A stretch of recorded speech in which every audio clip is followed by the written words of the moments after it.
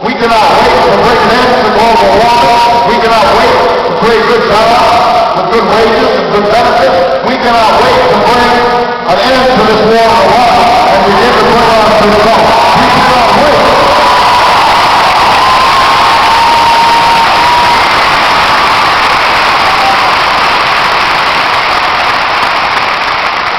We cannot wait. I realized a year ago that the size of our challenges had outstripped the capacity of a broken and divided politics to solve. And I was certain that the American people were hungry for something new.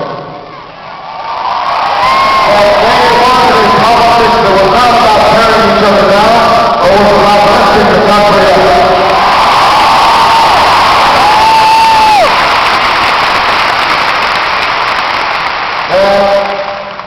The people wanted the politics not based on ideology, but based on practical common sense. That they wanted not spin and PR, but they wanted honesty and truth and straight talk from their elected officials.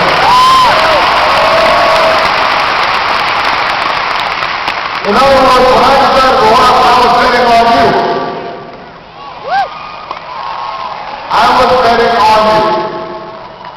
Because I believe that change in America does not happen from the top down. It happens from the bottom up.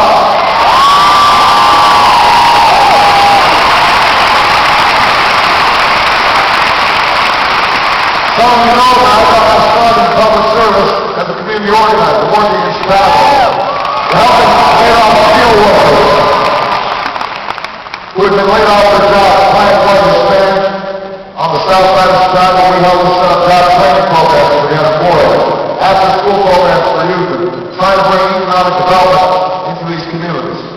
And there's a direct line, a direct path between that work as an organizer and me sitting in the United States Senate. And some of you know that when I first got to the United States Senate, I opened up the door of the desk where I was assigned. And it had the names of some of the great senators who had served. They carved their names in their own hand into the desk drawer. And one of those names was somebody who shared with me this belief that change doesn't happen from the top down. A guy named Paul Caucauses.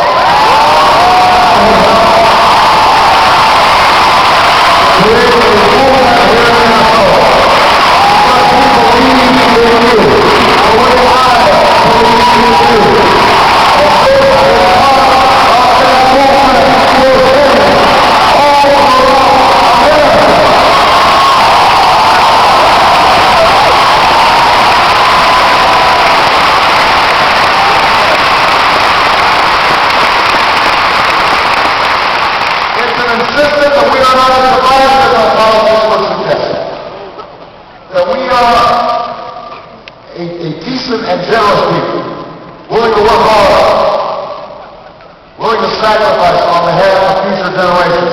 And if we can just join together,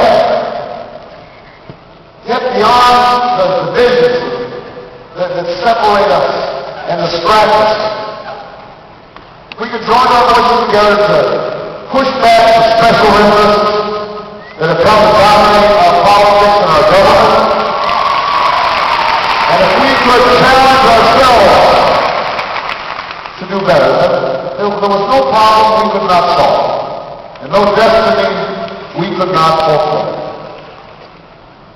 In other words, I believe that this election would not be about black versus white, or young versus old, or rich versus poor. It wouldn't be about genders, or regions, or ethnicities. It would be a choice between the past and the future.